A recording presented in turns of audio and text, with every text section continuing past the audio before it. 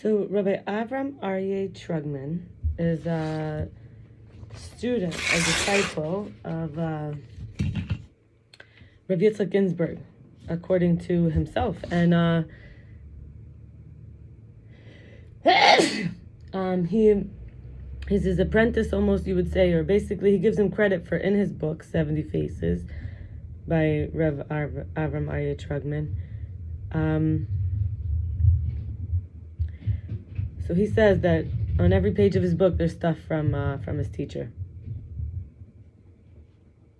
All right, so Elohim is 86. Elohim means our God, or the powers, the gods.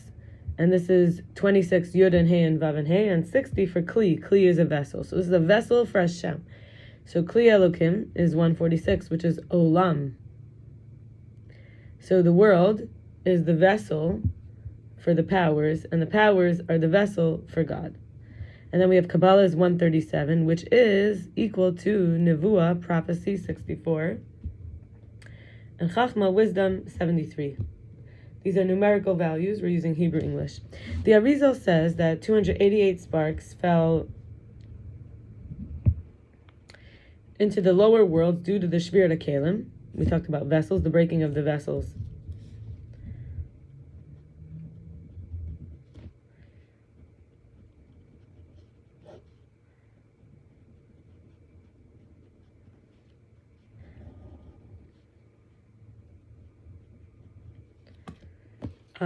The primordial light of creation manifests in the previous world of Tohu. We call it chaos, the world of chaos or disorder, basically not yet order, shattered the immature initial vessels of creation, and these 288 shards of light are now embedded in the world, and it's our task to find, gather, uplift them, thereby completing the world of Tikkun, which we currently inhabit.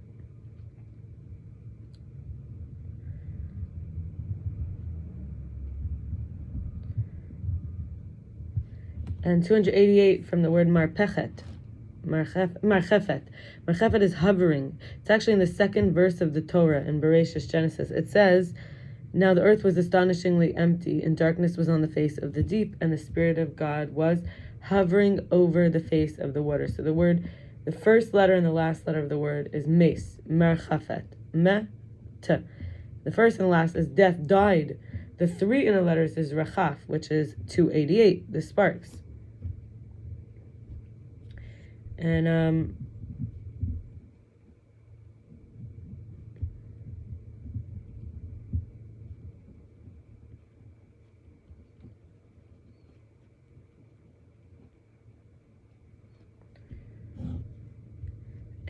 we have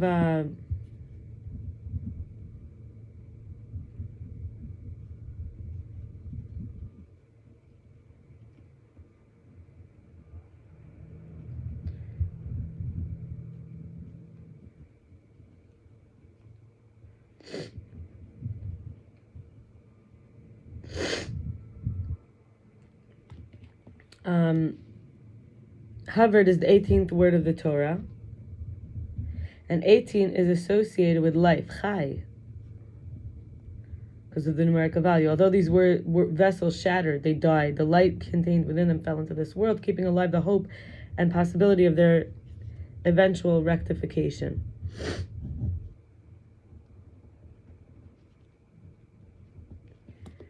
Hinting at the concept of resurrection of the dead that'll take place during the process of the final and consummate redemption. Now let's go deeper into more of these essential teachings. The foundational instance of the 1-4 ratio. Remember we said God's four-letter name, Yud and He and Vav and He. So the foundational instance of the 1-4 ratio, which, because we know God's one, from all others that emanate, is that of the one God who's revealed in this world through his most essential four-letter name, Yud, He, and Vav and He, the four rivers flowing from Eden. We have in Sefer Yetzirah now 3 and 7. So we talked about 4. Now we have 3 and 7 in Sefer Yetzirah, which is attributed to Avraham or Adam. Avraham, first Jew, first one to recognize God. On the other side, who's called a Hebrew, Ivri, other side. And then we have Adam, first man, or first humanoid man, from the creatures that had been made. The human letters are divided into 3 mother letters, Aleph, Mem, and Shin, and we're going to see 7 and 3 combined in a few ways here. So, and then 7 double letters that have 2 pronunciations. We have Taf, Resh, Pei, Chaf, Daled, Gimel, and Beis. Now, not all these do we know how. Like Beis, we have Beis and Beis. Gimel, we don't know now in our current, in my culture, in my area of this tradition. But there are those, we would say, who know the 2 pronunciations of Gimel. Then we have Daled. I don't know the 2, but Chaf, we have Ka and Cha. Pei, we have Pei and Fei. Resh, I don't know, but there's like and Ra. There's Ra and Ra. And then we have Ta and Sa. 12 and then there's also 12 simple letters. So each of the 12 months are associated with the simple letters. Like the 3rd month of Sivan is Zion, which is also the 7th letter. And a Zion by a scribe has 3 crowns when written in a Torah scroll. And Zivug, which means pair, is Zion Vav Gimel. Zion is 7, and Vav means and then Gimel is 3. So 7, and then also we know that the Talmudic sages agreed the Torah was given on Shabbos, the 7th day of the week, in Sivan, which is the 3rd month. And we also know that there's 7 negative commandments of the 10 and 3 positive commandments of the 10. And the 10 plagues correspond to the 10 sfirot in ascending order, with the 3 higher corresponding to the human body's form as the head intellectual faculties, and the lower 7 correspond to the body, the torso, arms, and legs, and the emotional characteristics, the channel connecting the upper and lower sfirot. And the head to the body is relatively a narrow neck, oref. The oref, permuted, spells paro, like the Pharaoh who had the 10 plagues we just mentioned. Like the 7 to 3 with the plagues also was the first 7 and then 3 from the easier to the harder through the constriction because of the increasingly greater difficulty and higher stakes in valued. Continuing how, and now we're going to go to 13 for a moment. In Kabbalah, the 13 attributes of compassion are associated with symbolically God's beard. There's like 13 corners that flow downward from the face, descending into the world, and Rav Yitzchak Ginsburg taught. This time he gives him credit for this specific teaching, but again, I told you, he said every page of his book contains, he feels, teachings from Rav Yitzchak Ginsburg. He taught it's also the number of the synonyms for light in the Torah, from God's love to the physical world. Or is light, Bahar is radiance, Zohar is radiance, Nahar is light or a river, Noga is illuminant, Sahar is light or window or precious gem or afternoon sunlight, Ziv is gleaming, Chashmal is fire, like a mysterious or electricity, Yakar is precious and brilliant, Bohak is the sheen of light, Hallel is a glowing light, and Tohar is brilliance or also pure. Interesting to note, 5 of these end with Har, which is mountain, and this connects us to the Torah, which was received on a mountain, Har Sinai, which is the ultimate revelation of God's light to the human beings, the Torah, like a river flowing down of light.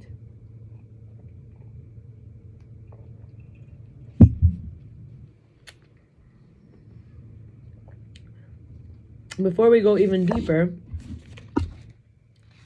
well, this is all very deep, but we're going to stop at number 60 now. So basket means 60. Basket is taneh, which means 60.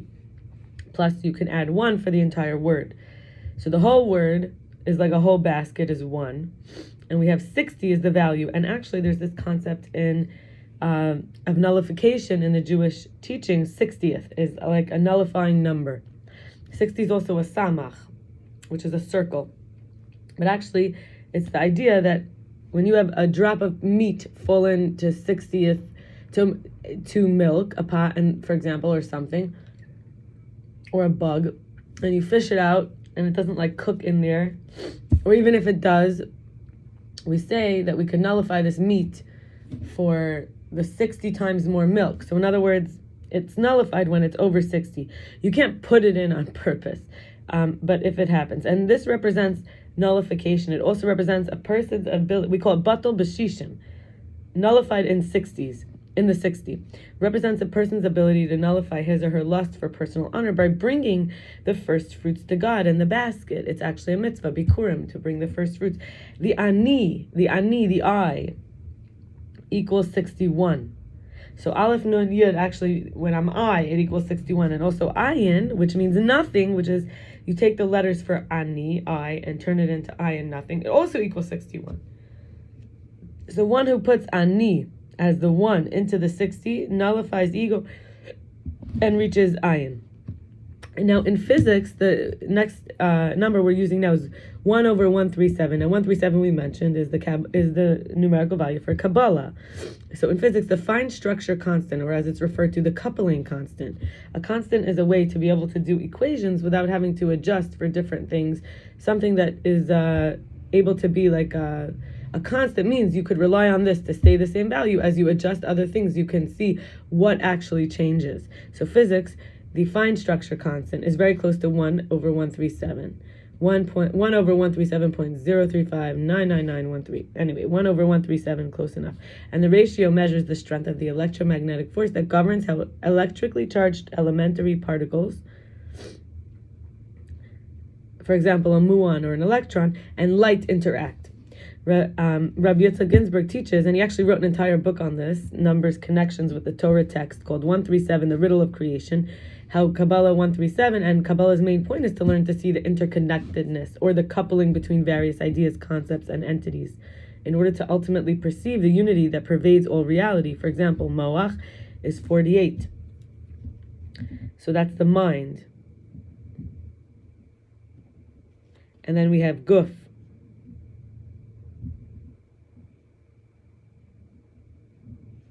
which is 89, right? Yeah, so we have the brain, or we would say the intellect, and the body,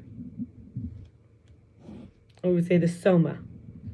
And together, this equals 137. And we did that with Chachma and Nevuah before, wisdom and prophecy.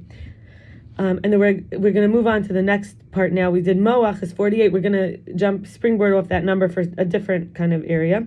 So there were exactly 48 boards used in the construction of the Mishkan, the tabernacle, the dwelling in the desert for the godly presence, for the Shekhinah, which Shechin means to dwell, Mishkan for the dwelling. Baal haturim says, and he's called like the master of crowns, but actually he's into the letters, and he teaches us a lot about how to understand things on different levels. He says that these boards represent the 48 watches and shifts of the priests and Leviim who served in the temple, the Beis HaMikdash, which came after the Mishkan, the sanctuary, once they were in Eretz Yisrael, the holy land, the land of Israel.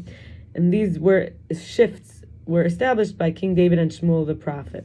It also represents the 48 official prophets of the Torah. Why we say official? Because there were tons of other prophets. They say it could have been millions, 2.5 million, but not all their words were written down for posterity because they were not classic, relevant to everyone. It was for that time. Anyway, so Moshe was the greatest of the prophets, and for most of the 40 years in the desert, he received prophecy within those 48 boards, the Mishkan, of the Mishkan. And all future prophets received their inspiration from the words of Moshe enshrined in the Torah.